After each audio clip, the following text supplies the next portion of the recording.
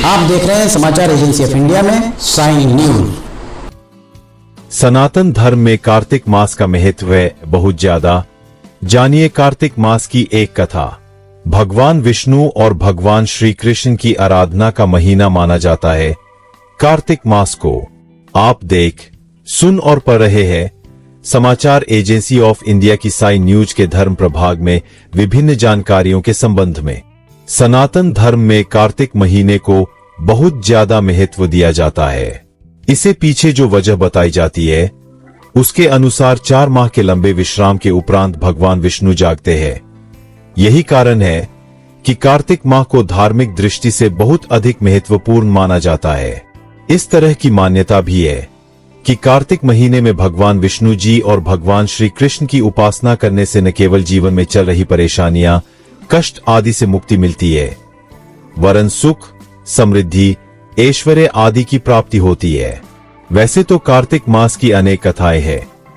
आइए हम आज आपको कार्तिक मास की अनेक कथाओं में से एक कथा के बारे में बताते हैं। अगर आप भगवान विष्णु जी की आराधना करते हैं और अगर आप विष्णु जी के भक्त हैं तो कमेंट बॉक्स में जय विष्णु देवा अथवा हरिओम तत्सत लिखना न भूली। कथा के अनुसार एक नगर में एक ब्राह्मण दंपति रहते थे। वे दोनों प्रतिदिन 7 कोस दूर गंगा और यमुना नदी में स्नान करने जाते थे। इतनी दूर आने जाने से ब्राह्मण की पत्नी थक जाती थी।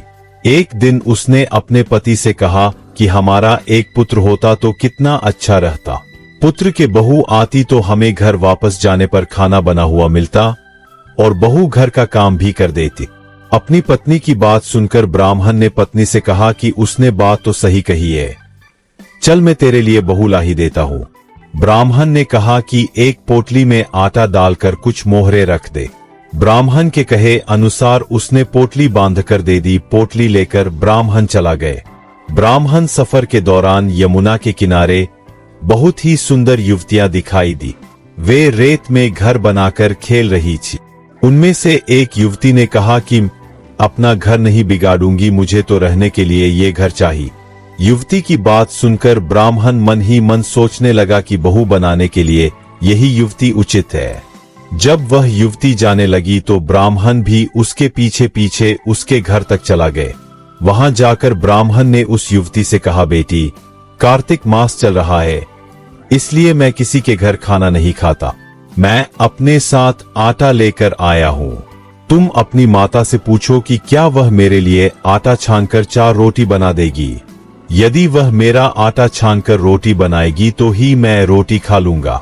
युवती ने जाकर अपनी माँ को ये सारी बात बता। माँ को यह उचित लगा। उसने कहा, उचित है, जाकर ब्राह्मण देव से कह दो कि वह अपना आटा दे दे, मैं रोटी बना दूंगी। जब वह आटा छानने लगी तो आटे में से मोहरे निकली। वह सोचने लगी कि जिसके आटे में इतनी मोहरे है उसके घर में कितनी मोहरे होंगी। जब ब्राह्मण खाना खाने बैठा तो युवती की मां ने उस ब्राह्मण से पूछा, क्या आपका कोई लड़का है और क्या आप उस युवक की सगाई करने जा रहे हो। यह सुनकर ब्राह्मण ने कहा कि मेरा लड़का तो काशी में पढ़ने गया हुआ है, लेकिन यदि तुम कहो तो खान कटोरे से विवाह करके तेरी बेटी को अपने साथ ले जाऊं। युवती की मां ने कहा, ठीक है, ब्राह्मण दे। इस पर युवती की मां ने युवती की खान कटोरे से शादी करके ब्राह्मण के साथ भेज दिया। ब्राह्मण ने घर आकर कहा, रामू की मां दरवाजा खोलकर देख, मैं तेरे लिए बहू लेकर आया हूँ।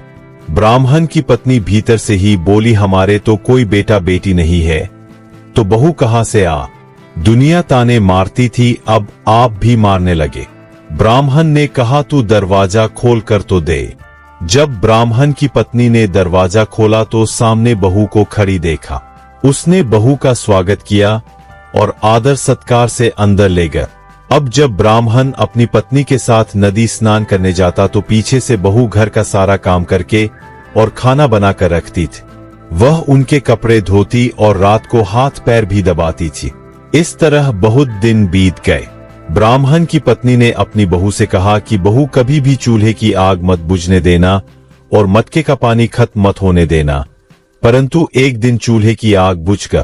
यह देखकर बहू घबरा गई और भागी भागी अपनी पड़ोसन के पास गई और कहा कि मेरे चूल्हे की आग बुझ गई है, मुझे थोड़ी आग चाहिए। मेरे सास ससुर सुबह 5 बजे से गए हुए हैं। वह थके हुए घर आएंगे, इसलिए मुझे उनके लिए खाना बनाना है। यह सुनकर पड़ोसन ने कहा कि तू तो बावली है, तुझे यह दोनों मिलकर पागल बना रहे हैं। इनके कोई पुत्र नहीं है, ये निसंतान है। बहू ने कहा, नहीं ऐसा मत बोलो, इनका बेटा तो बनारस काशी में पढ़ने गया हुआ है।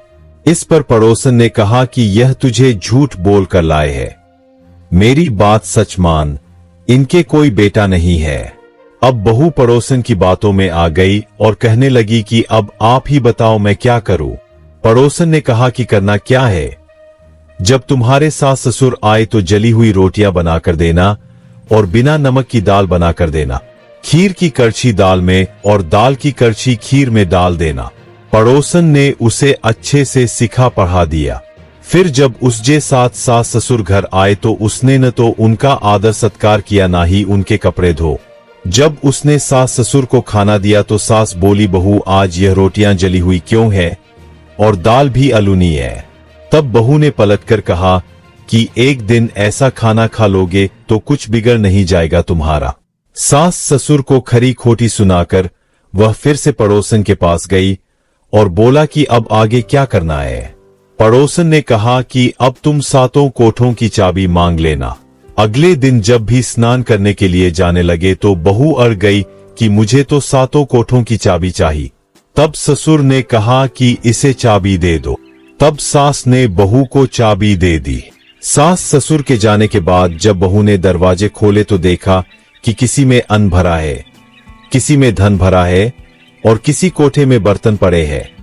जब उसने सबसे ऊपर का 7वां कोठा खोला तो देखा कि शिव जी, पार्वती माता, गणेश जी, लक्ष्मी माता जी, पीपल पथवारी, कार्तिक के ठाकुर, राय दामोदर, तुलसी जी का बिड़वा, गंगा यमुना और 33 कोटि देवी देवता विराजमान है। वहीं पर एक लड़का चंदन की चौकी पर बैठा माला जप रहा है। यह सब देखकर उसने युवक से पूछा कि तुम कौन हो। तब लड़का बोला कि मैं तेरा पति हूं, अभी दरवाजा बंद कर दे, जब मेरे माता पिता आएंगे तब दरवाजा खोलना। यह सब देखकर बहू बहुत खुश हुई और 16 श्रृंगार कर सुंदर वस्त्र पहनकर अपने सास ससुर का इंतजार करने लगे। उसने अपने सास ससुर के लिए अच्छे अच्छे पकवान बना। जब उसके सास ससुर घर पर आए तो उसने उनका आदर सत्कार किया और प्रेम पूर्वक खाना खिलाया और हाथ पैर दबाने लगी। पैर दबाते दबाते बहू ने कहा कि माँ, आप इतनी दूर गंगा यमुना स्नान करने के लिए जाती हो तो आप थक जाती हो, इसलिए आप घर पर ही स्नान क्यों नहीं करती। यह सुनकर सास कहने लगी कि बेटी, गंगा यमुना घर पर तो नहीं बहती है। तब उसने कहा, हाँ माँ जी बहती है, चलो मैं आपको दिखाती हूँ। जब बहू ने 7वां कोठा खोलकर दिखाया तो उसमें शिव जी, पार्वती जी, गणेश जी, लक्ष्मी जी, पीपल पथवारी, कार्तिक के ठाकुर, राय दामोदर, तुलसी जी का बिड़वा, गंगा यमुना बह रही है और 33 कोटि देवी देवता विराजमान है। वही चौकी पर बैठा एक लड़का माला जप रहा है। माँ ने उसे देखकर कहा कि बेटा तू कौन है। लड़का बोला, माँ मैं तेरा बेटा हूँ। तब ब्राह्मण की पत्नी ने पूछा कि तू कहां से आया है। युवक ने जवाब दिया कि मुझे कार्तिक ने भेजा है।